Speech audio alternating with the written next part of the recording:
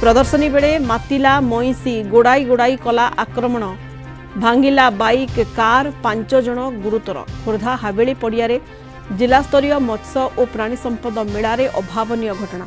अक्लांत परिश्रम पर आयत्त है मईसी।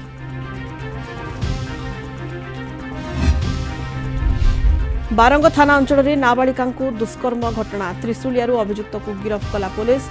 एपटे गुरुतर अवस्था नाबालिका को शिशु भवन कटक एसीबी को स्थानांतर। आईसीयू रे चली चिकित्सा। डीसीपी कहले पीड़िता हेब बयान रेकर्ड।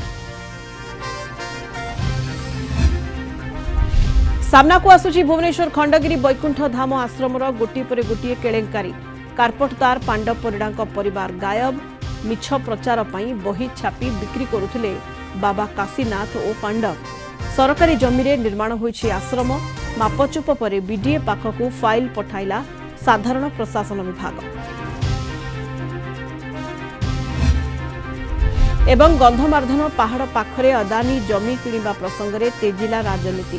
केउ उद्देश्य रे कंपनी जमी किणिछि राज्य सरकार स्पष्टीकरण रखिबाकू दाबी कला बीजेडी। बीजेपी कहिला गंधमार्धन को नहीं प्रहेलिका सृष्टि करुछंती।